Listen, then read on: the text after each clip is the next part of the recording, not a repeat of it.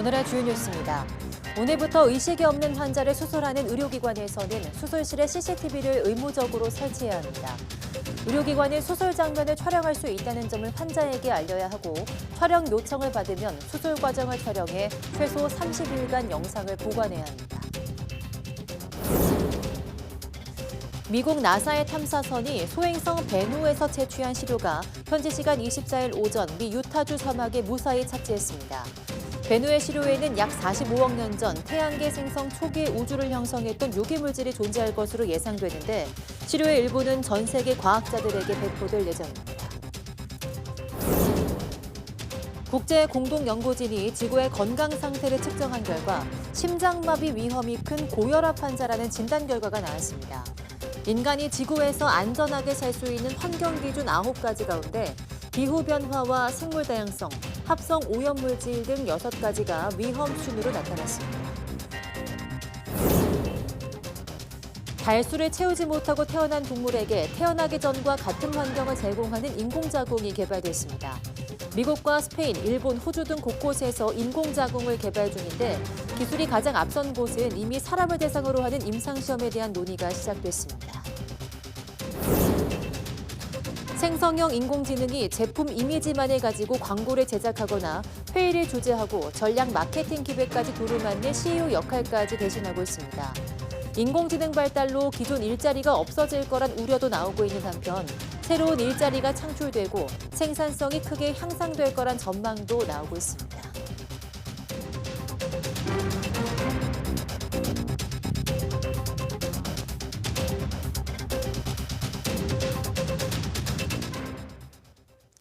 여러분 안녕하십니까? 9월 25일 사이언스 투데이 시작합니다. 오늘부터 마취 등으로 의식이 없는 환자를 수술하는 의료기관에서는 수술실 내부에서 CCTV를 의무적으로 설치해야 합니다. 수술받는 환자나 보호자가 요청할 경우에는 수술 장면을 촬영하고 촬영한 영상은 최소 30일간 보관해야 합니다. 개정된 의료법에 따르면 전신 마취나 수면 마취 등으로 상황을 인지하지 못하거나 의사 표현을 할 수 없는 환자를 수술하는 의료기관의 개설자는 수술실에 CCTV를 의무적으로 설치해야 합니다. 또 의료기관은 수술 장면 촬영이 가능하다는 것을 환자에게 미리 알려야 하며 환자나 보호자가 촬영을 요청할 수 있도록 요청서를 제공해야 합니다. 다만 응급수술이나 환자의 생명을 구하기 위해 적극적 조치가 필요한 위험도 높은 수술을 비롯해서 수술 직전에 촬영을 요구한 경우 등의 사유가 있으면 촬영을 거부할 수 있습니다. CCTV 설치 및 촬영 의무를 위반하면 500만 원 이하 벌금에 처해지고 복지부 장관 또는 자치단체장이 시정명령을 내릴 수 있습니다. 최근 들어 한의사도 현대 의료기기를 활용할 수 있다는 법원의 판단이 잇따르고 있습니다. 한의사협회에서는 법원 판결을 환영하면서 진료 영역을 확대하려는 움직임이지만 의사협회에서는 강하게 반발하고 있어 이를 둘러싼 갈등은 점점 커지고 있습니다. 조용성 기자입니다. 지난해 말 대법원은 한의사가 초음파 진단기기를 사용하는 것은 문제가 없다는 판결을 내렸습니다. 그리고 최근 대법원 선고를 바탕으로 열린 파기환송심에서는 이 같은 판결 취지를 명확히 적시했습니다. 한의사가 한의학을 기반으로 치료하면서 보조적으로 사용한 초음파 진단기기가 보건위생상으로 위해를 일으켰다고 보기 어렵다는 겁니다. 한의사협회는 한의사가 기기를 다루는데 전혀 문제가 없다며 당연한 판결이라고 환영했습니다. 의료의 이제 그 범위와 이제 개념은 그 시대의 변화에 따라서 그리고 과학의 발전에 따라 과학의 발전과 그리고 환자 인식과 요구에 따라서 계속 변합니다. 초음파라든가 뇌파의 그 보수 교육을 계속 하고 있습니다. 지난달에는 법정 다툼 10여 년 만에 한의사도 뇌파 측정기기를 사용해 진단할 수 있다는 대법원의 최종 판단이 나오기도 했습니다. 또 최근에는 엑스레이 방식으로 골밀도를 측정할 수 있다는 1심 판결이 나오는 등 의료기기 사용을 놓고 한의사의 손을 들어주는 판결이 잇따르고 있습니다. 의사협회는 그러나 비전문가에게 권한이 주어지는 것이라며 강하게 반발하고 있습니다. 결국 환자가 위험해질 것이라는 논리로 한의사들의 의료기기 사용을 막아야 한다고 맞서는 상황. 결국은 이거는 국민들 눕혀서는 상당히 이 위해가 많이 가해질 거로 저희는 생각을 합니다. 그래서 앞으로 봐서 여기에 좀 더 적극적으로 모든 방법을 써도 대처를 하도록 하겠습니다. 의사협회 반발에도 불구하고 한의사의 의료기기 사용과 관련한 다툼은 점점 확대될 수밖에 없습니다. 오는 11월에는 한의사가 봉침 치료의 통증을 줄이기 위해 국소 마취제인 리도카인을 사용한 것에 대한 법원 선고도 예고돼 있습니다.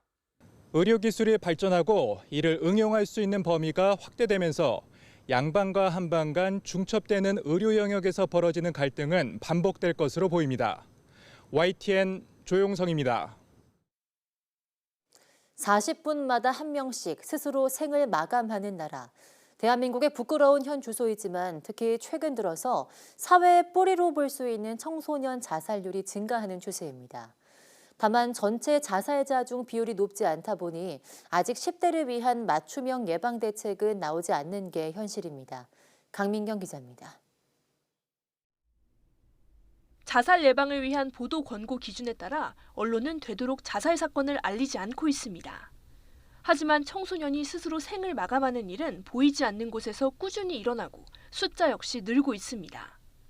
올해 상반기 극단 선택을 한 청소년은 지난해 같은 기간보다 30명, 18% 늘어난 197명으로 잠정 집계됐습니다. 특히 여성 사망자는 1년 사이 무려 48% 증가해 108명에 달했습니다. 코로나 시기 때 가장 부정적 영향을 받은 게 10대, 20대였습니다. 일부는 굉장히 고립되고 외톨이로 있다가 이게 절망을 하면 우울이나 자살 문제가 되고. 그런데 전체 자살자 가운데 10대의 비율은 3% 미만이라서 30%대에 이르는 노인 자살률에 비해 주목도는 떨어지고 지원 체계도 부족합니다. 지난 4월 정부는 국민 정신건강검진 주기를 10년에서 2년으로 단축하겠다고 발표했지만 검진 대상은 20대 이상으로 청소년은 빠져 있습니다. 물론 정부가 청소년 자살 문제에 완전히 손을 놓고 있는 건 아닌데 자살 예방 상담도 청소년, 청년층이 익숙한 SNS 상담 방식을 도입하겠습니다. 예산이 없다는 이유로 아직 사업안도 제대로 마련하지 않았습니다. 하지만 전문가들은 우울감에 빠진 청소년은 성인이 돼서도 만성 우울증을 앓을 가능성이 큰 만큼 조기 치료가 필요하다고 강조합니다. 학교에서 매년 6시간가량 시행하는 자살 예방 교육의 초점도 청소년들이 정신 건강의 위험 신호를 스스로 깨닫게 하는 데 맞춰야 한다는 지적입니다. 또 우울감도 감기처럼 치료받으면 나을 수 있다는 걸 알리면서 10대에게 친숙한 소통 창구를 열어서 진료실의 문턱을 낮춰야 한다고 조언합니다. 도움을 청할 수 있어야 되고 도움을 청할 수 있는 시스템을 빨리 마련하는 게 굉장히 중요할 거라고 생각됩니다. 가장 중요한 건 어른들의 관심입니다. 청소년이 보내는 미세한 위험 신호. 주변에서 단 한 명이라도 눈치챈다면 비극은 충분히 막을 수 있습니다. YTN 강민경입니다.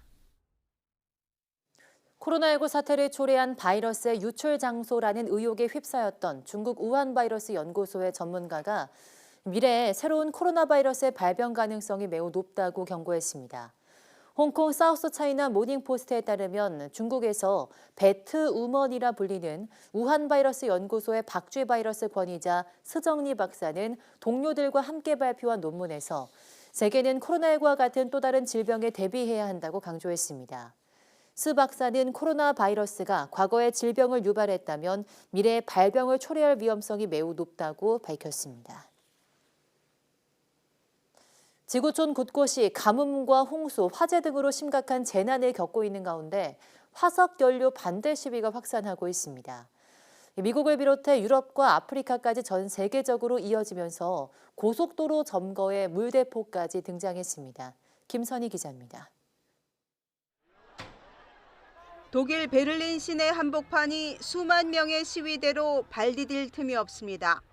이들은 한 목소리로 지구 온난화를 부추기는 화석연료 사용을 중단하라고 요구했습니다.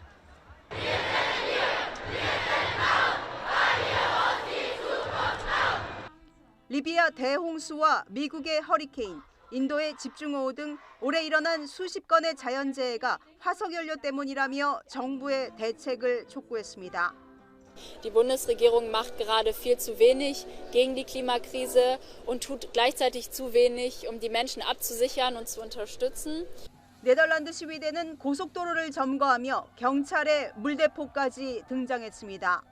거센 물살 속에서도 구호를 외치며 화석연료 사용을 중단하라고 목소리를 높였습니다. 아프리카 지역은 더 절박한 마음으로 시위에 나섰습니다. 인구 13억 명의 아프리카 대륙 국가들은 선진국에 비해 기후 위기 원인 제공은 훨씬 적지만 피해는 고스란히 받고 있다는 입장입니다. Nigerians are depending on this energy, but it's also killing us. If we can use renewable energy, it will be better for both the Nigerians and our lives. 미국 뉴욕에서도 수만 명의 시위대가 화석 연료 퇴치를 외치며 행진을 벌였습니다. 이번 여름 뉴욕시를 덮었던 산불 연기와 기록적인 폭염으로 시위대는 더 격앙됐습니다.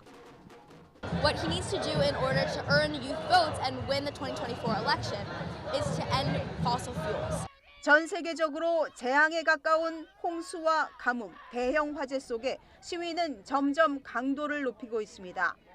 하지만 양대 온실가스 최대 배출국인 미국과 중국은 기후 목표 정상회의 연설에도 빠지는 등 소극적인 대응으로 눈총을 받고 있습니다. YTN 김선희입니다. 네, 그렇다면 현재 지구의 건강 상태는 어느 정도일까요? 국제연구진이 사람에게처럼 지구에 대해 건강 검진을 했는데요. 9개 지표 중 6개가 안전 한계치를 넘어서 심장마비 위험이 큰 고혈압 환자라는 진단이 나왔습니다. 양회영 기자입니다.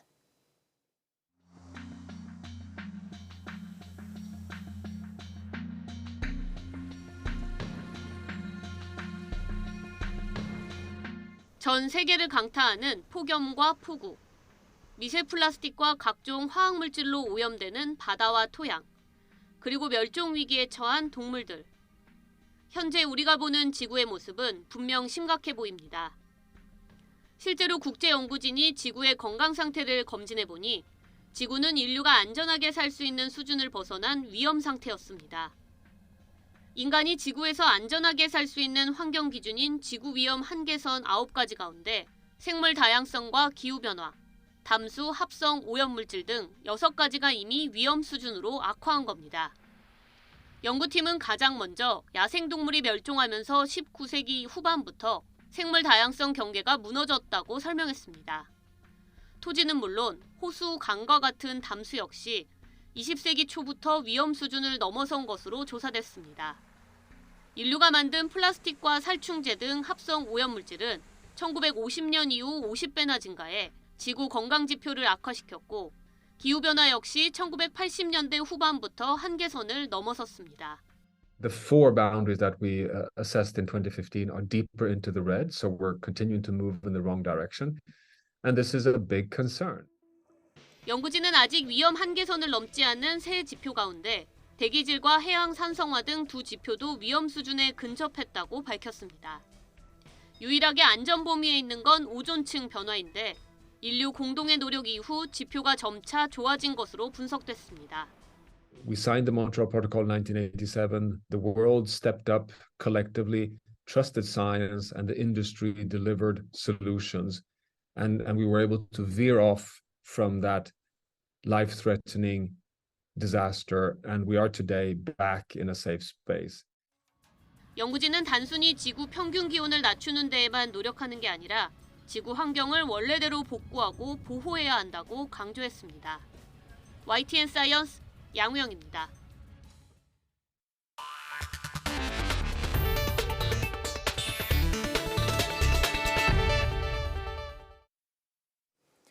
미 항공우주국 나사의 탐사선 오시리스 렉스가 소행성 베누에서 채취한 시료가 지구에 도착했습니다. 나사는 탐사선이 10만 킬로미터 상공에서 낙하시킨 캡슐이 낙하산의 도움으로 미국 유타주 사막에 무사히 떨어졌다고 밝혔습니다. 캡슐에는 베누 표면에서 채취한 흙과 자갈 등의 시료가 들어있으며 지금껏 소행성에서 얻은 가장 큰 규모의 샘플이라고 나사는 설명했습니다. 2016년 발사된 탐사선 오시리스 렉스는 3년 전 탄소가 풍부한 소행성인 베누에서 샘플을 채취했으며 이번 캡슐 투하 이후 지구로 돌아오지 않고 다음 임무로 바로 투입됩니다. 소행성 베누는 6년마다 지구 근처를 지나지만 충돌 가능성은 희박한 것으로 알려져 있습니다. 과학계는 이번에 채취한 샘플을 통해서 45억 년 전 태양계 생성 초기의 물질을 분석할 수 있을 것으로 기대하고 있습니다. 세계 최초로 달 남극에 착륙해 임무를 수행했던 인도의 달 착륙선과 탐사 로봇이 달의 밤을 이겨내지 못하고 영원히 잠들었다고 현지 언론이 보도했습니다. 인디아 투데이 등은 현지 시간 23일 인도 우주연구기구가 전날 달 착륙선 비크람, 탐사 로봇 프라기안과 교신을 시도했지만 아무런 신호도 받지 못했다고 밝혔습니다. 인도 우주연구기구는 앞으로 며칠 동안 교신을 시도할 계획이지만 이들이 깨어나 다시 탐사를 시작할 가능성은 매우 희박하다고 전했습니다. 지난달 23일 인도의 달 탐사선 찬드라얀 3호의 착륙선 비크람이 달 남극에 착륙해 품고 온 탐사 로봇 프라기안을 내려놓았고 프라기안은 13일 동안 100m 정도를 움직이며 활동했습니다. 미숙아는 장기가 완전히 발달하지 않아서 태어나자마자 인큐베이터에 들어가야 하는데요. 인큐베이터와 달리 미숙아를 다시 탯줄에 연결해 엄마 뱃속과 같은 환경을 제공해주는 인공자궁이 동물 실험에서 좋은 성과를 내고 있습니다. 사람을 대상으로 하는 임상시험도 눈앞으로 다가왔습니다. 최소라 기자입니다. 투명한 액체가 가득한 비닐백 속 분홍빛을 띤 작은 양이 잠자는 듯 누워 있습니다. 사람으로 환산하면 임신 23주 만에 태어난 미숙아 양입니다. 비닐백에서 한 달을 지낸 새끼 양은 어느새 솜털로 가득해졌고 폐와 뇌도 발달했습니다. 달수를 채우지 못하고 태어난 동물을 태어나기 전 환경으로 되돌려주는 인공자궁이 개발됐습니다. 미처 다 발달하지 못한 폐가 스스로 호흡하거나 연약한 심장과 혈관에 무리가 가지 않도록 탯줄을 통해 필요한 물질을 제공하는 원리입니다. 인공자궁을 개발한 미국 연구팀은 사람 아기를 대상으로 임상시험을 신청했고 미 FDA는 조만간 임상시험 허가 여부를 결정할 예정입니다. 스페인 연구팀도 인공자궁을 개발하고 조산한 양을 12일간 키워내는 데 성공했습니다. 앞으로 돼지를 대상으로 실험을 진행하고 2, 3년 안에 임상시험에 돌입하겠다는 목표입니다. Y todo esto es el proyecto. Es un proyecto de gran complejidad que requiere muchas especialidades diferentes de medicina, requiere ingenieros de diferentes tipos, porque es un reto, es extremadamente delicado conseguir esto y conseguir engañar a la naturaleza para que esto sea posible. 이 밖에 일본과 호주, 싱가포르, 네덜란드에서도 인공자궁 기술을 개발하고 있습니다. 모두 임신 22주 이상의 미숙아를 대상으로 합니다. 이보다 일찍 태어난 경우는 인공자궁 안에서도 생존 확률이 낮다고 보는 건데 장기 발달에 필요한 호르몬과 영양분이 완벽히 규명되지 않았기 때문입니다. 다만 22주가 넘은 아기라면 인큐베이터 치료보다 인공자궁이 생존 확률을 높이고 장애 위험까지 획기적으로 낮출 것으로 보고 있습니다. YTN 사이언스 최소라입니다. 문자나 오디오, 이미지를 활용해 콘텐츠를 새롭게 만들어내는 인공지능, AI 기술을 생성형 AI라고 부릅니다. 여러 기업이 잇따라 생성형 AI를 활용해 만든 광고를 내놓고 있는데요. 소요 시간이 크게 줄었다고 합니다. 최규성 기자가 취재했습니다. 이미지와 영상뿐 아니라 시나리오까지 인공지능을 활용한 광고입니다. 제작 기간이 평균 석 달이었는데 이번엔 한 달로 줄었습니다. 심지어 고객분들뿐만이 아니라 저희 내부에서도 임직원들도 이거를 처음에 봤을 때는 AI가 만들었다라는 사실을 인지를 잘 못하셨던 분들도 많이 계셨어요. 주제를 입력한 뒤 인공지능이 내놓은 시나리오를 각색해 만든 경우도 있습니다. 챗GPT가 동화를 또 썼다라는 내용 자체가 상당히 이슈 메이킹이 되었습니다. 이를 통해서 제품과 굿즈 등 성공적으로 판매까지 이어져서 인공지능을 이용해 특정 제품 이미지로 리듬을 만들고 이를 바탕으로 제작한 음원을 쓴 것도 있습니다. AI 기술을 활용하여 기존에 보기만 하던 일방적인 광고에서 보고 듣고 소비자들과 소통할 수 있는 광고를 통해 인공지능이 배경음악 등을 직접 생성한 사례도 있는데 제작비가 30% 정도 덜 들었습니다. 좀 다소 파격적이고 혁신적인 기법을 도입해 보고자 했던 의도가 있었습니다. 영상마다 조회수가 수백만에서 많게는 1000만 회를 넘을 정도입니다. 기업들은 비용과 시간을 절약할 수 있다고 평가하지만 밝은 면만 있는 건 아닙니다. 관련 업계 일자리가 줄어들 수 있다는 우려가 벌써 나오고 있습니다. 미국 같은 경우에는 이미 카피라이터들이 챗GPT에 대체된다든지 일부 직종에서는 챗GPT로 인한 이런 실직 현상이 시작됐다라고 말을 하고 있는데요. 여기에 저작권 문제나 부정확한 정보 등도 풀어야 할 과제입니다. YTN 최기성입니다. 생성형 AI가 급속도로 확산하면서 일하는 방식에도 일대 변혁을 예고하고 있는데요. 최근 폴란드에서는 AI 로봇 CEO까지 등장했습니다. 앞으로 기업과 일자리의 미래가 어떻게 변화할지 가늠해 볼 수 있는 대목입니다. 최영주 기자입니다. 최근 폴란드의 한 음료 회사는 생성형 AI 로봇 미카를 최고 경영자로 임명했습니다. 미카는 팀원들과 회의를 주재하는가 하면 전략 마케팅 기획까지 두루 맡고 있습니다. Well, as a robot CEO, I don't really have weekends. I'm always on 24/7, ready to make executive decisions and stir up some AI magic. 미카는 개인적 편견을 배제한 채 광범위한 데이터 분석에 의존해 전략적 결정을 내립니다. 하지만 CEO의 고유 권한인 인사권은 주어지지 않았습니다. There is no concern like artificial intelligence could hire or fire somebody. It's still the major decisions, significant decisions are still in human executive team hands. 이 같은 생성형 AI의 등장으로 향후 5년에서 10년 내 기업들의 일하는 방식도 바뀔 것이라고 전문가들은 전망합니다. 일각에선 AI가 일자리를 빼앗을 것이란 우려도 나오지만 정작 로봇들은 그런 일은 없을 것이라고 말합니다. Do you think we should be excited or scared? That's a difficult question. I think it depends on how they are used and what purpose they serve. I will be working alongside humans to provide assistance and support, and will not be replacing any existing jobs. 전문가들의 관측은 엇갈립니다. 세계경제포럼은 새로운 기술로 인해 오는 2027년까지 일자리 1,400만 개가 순감할 것으로 내다봤습니다. 반면 골드만삭스는 전 세계 기업 절반이 AI를 도입하면 향후 10년간 글로벌 GDP가 7%, 7조 달러 증가할 것으로 추산했습니다. 새 일자리 창출과 생산성 향상으로 세계 경제가 더 빠르게 성장한다는 전망입니다. 생성형 AI가 바꿔놓을 미래가 어떤 모습일지 현재로서는 가늠하기 어렵지만 기회와 위협이 공존하는 건 분명해 보입니다. YTN 최영주입니다. 페이스북의 모회사인 메타 플랫폼이 이르면 이번 주 젊은 층을 겨냥한 인공지능 AI 챗봇을 공개한다고 월스트리트 저널이 소식통을 인용해 보도했습니다. 소식통은 메타가 소셜미디어 앱 전반에 두루 이용할 수 있는 뚜렷한 개성을 지닌 AI 챗봇을 내부적으로 테스트하고 있으며 이르면 오는 27일 시작하는 메타 커넥트 콘퍼런스에서 공개될 예정이라고 전했습니다. 이 챗봇은 젊은 이용자들의 소셜미디어 참여를 유도하기 위한 것에 초점이 맞춰져 있으며 코딩 등 다른 작업을 지원하는 기술도 보유할 수 있다고 소식통은 덧붙였습니다. 메타가 AI 챗봇을 본격 출시하게 되면 앞서 시장을 선점한 오픈 AI의 챗 GPT, 마이크로소프트의 빙, 구글 바드 등과 치열한 경쟁을 벌일 것으로 예상됩니다.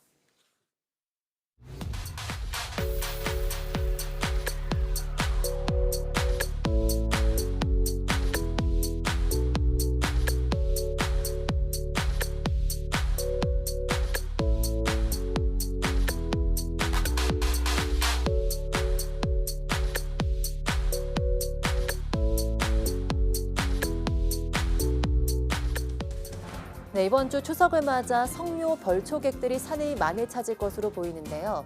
하지만 이맘때쯤 진드기를 매개로 감염되는 찌질가무시증이 증가해 주의하셔야겠습니다. 오늘 오후 사이언스 투데이 내문 보고서에서는 가을철 늘어나는 찌질가무시증의 증상부터 예방법까지 이야기 나눠보겠습니다. 많은 시청 바랍니다. 함께해 주신 여러분 고맙습니다.